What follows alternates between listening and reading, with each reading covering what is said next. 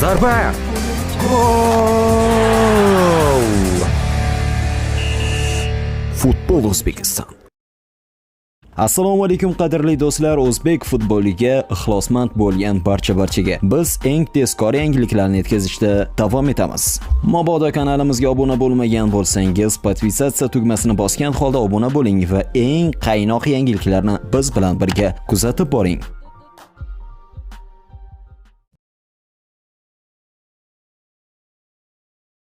Xabaringiz bor. Bugun O'zbekiston U17 terma jamoasi Jahon chempionati birinchi tur bahsida Paragvay U17 terma jamoasiga qarshi maydonga tushadi. Mazkur uchrashuv jamoamiz uchun musobaqadagi ilk sinov bo'lib, guruhdan muvaffaqiyatli chiqish yo'lida muhim ahamiyat kasb etadi. Shunday ekan, o'yin oldidan raqibimiz Paragvay U17 terma jamoasi haqida qisqacha ma'lumotlarni taqdim etamiz. Paragvay U17 milliy futbol terma jamoasi Paragvay Respublikasi nomidan xalqaro miqyosda 17 yoshgacha bo'lgan futbolchilar ishtirok etadigan jamoa hisoblanadi. U Paragvay futbol federatsiyasi tomonidan boshqariladi. Bu jamoa asosan Janubiy Amerika U17 chempionati hamda FIFA U17 jahon chempionatida qatnashadi. Paragvay U17 jamoasi yosh futbolchilar uchun milliy jamoaga chiqish yo'lidagi muhim bosqichdir. Paragvay U17 jamoasi FIFA U17 jahon chempionatida 6 marta ishtirok etgan. Eng yaxshi natijasi 1900 va 2019-yillarga to'g'ri keladi. Jamoa o'sha yillari chorak finalgacha yetib borgan. Janubiy Amerika chempionati esa 1999-yilda ikkinchi o'rinni egallagan. Bundan tashqari 2001 va 2017-yillarda 3-o'rinni, 1988, 1997 va 2015-yillarda 4-o'rinlarni ham qo'lga kiritgan. Jamoaning o'rtacha yoshi 17,4% atrofida bo'lib, asosiy tarkibda Olimpiya, Libertad Karapartena kabi Paragvay klublarida to'p suradigan yosh iste'dodlar o'ynaydi. Paragvay U17 tarkibida bir qancha yosh iste'dodlar bor. Ularning ayrimlari allaqachon katta klublarni e'tiborga tushgan. Tiago Aranda Olimpiya klubida o'ynaydi. O'ng qanot himoyachisi, tezligi, pressing qobiliyati to'pni aniq uzatish bilan ajralib turadi. Cristian Ruiz chap qanot himoyachisi Olimpiya tarkibida o'ynaydi. Himoyada ishonchli o'yin ko'rsatadi va tezkor hujumlarga chiqadi. Leo Cristaldo markaziy himoyachi, Argentinaning Velted sarfisat futbolchisi. U chet elda o'ynagani bois xalqaro tajribaga ega. Mauro Cornella nasional jamoasi himoyachisi, tananing yirikligi va havodagi ustunligi bilan ajralib turadi. Alan Litzma yarim himoyachi, Olimpiya jamoasida to'p suradi. O'yin tashkil etish, pressing va to'p nazoratida ustun. Eshitib turganingizdek, jamoa tarkibida texnik jihatdan yetilgan, tezkor va jismonan baquvvat futbolchilar borligi bilan ajralib turadi. Ular an'anaviy ravishda agressiv, pressing, tezkor qanot hujumlari va individual mahoratga asoslangan o'yin uslubini qo'llaydi.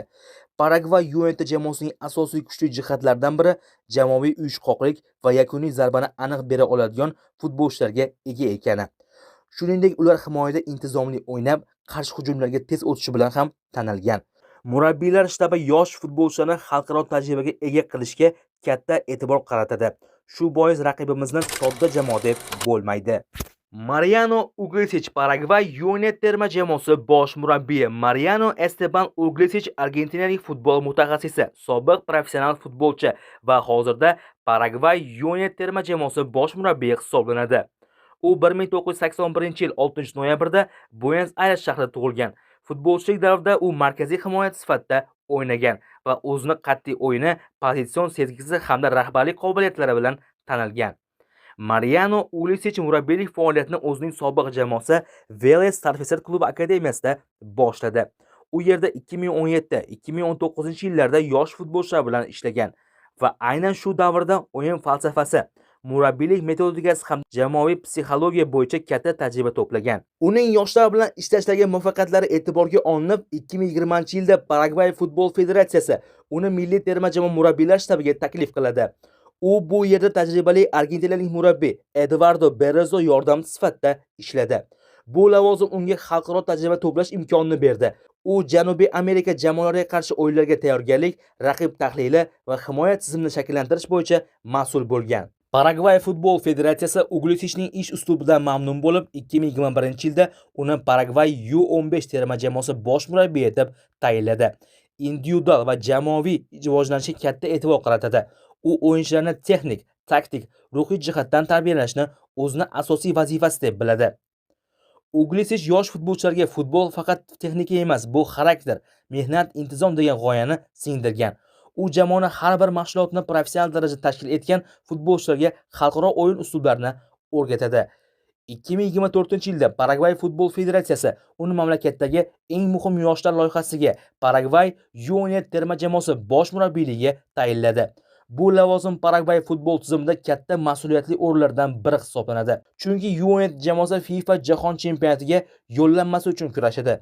Uglisic bu vazifani o'z zimmasiga olib, jamoani 2025-yil U17 jahon chempionatiga tayyorlamoqda. Mariano Uglisic zamonaviy futbolga moslashgan, dinamik va intizomli murabbiy sifatida tanilgan. U o'z jamoalarida asosan 4-2-3-1 yoki 4-3-3 tizimlarida foydalanadi. Uning o'yin falsafasida quyidagi tamoyillar muhim o'rin tutadi. Taktik intizom, yuqori pressing, jamoa raqibni yuqoridan bosim ostida oladi. Ayniqsa markazda to'p uchun kurash kuchli tashkil etiladi. Tez hujum va qarshi hujumlar. O'yinchilar tezlik bilan zonalarni almashtirishga o'rganadi. Bu esa zamonaviy yoshlar futbolida muhim hisoblanadi. Ruhiy tayyorgarlik. Uglisic yosh futbolchilarni nafaqat jismoniy, balki ruhiy jihatdan ham musobaqaga tayyorlaydi. U jamoada o'zaro hurmat, fidoyilik va millatni iftixor bilan himoya qilish tuyg'usini shakllantiradi. Moslashuvchanlik, raqibga qarab taktik sxemani o'zgartira oladi. Bu esa uni strategik murabbiy sifatida ko'rsatadi. Uglisic boshchiligidagi Paragvay U17 jamoasi qisqa vaqt ichida ijobiy natijalarni ko'rsata boshladi. 2014-yilda o'tkazilgan Janubiy Amerika U17 saralash bosqichida Paragvay jamoasi guruhda yuqori natija qayd etib, final bosqichiga yo'l oldi. Jamoa Uglisic rahbarligida texnik, tezkor va jamoaviy o'yin namunasini ko'rsatmoqda.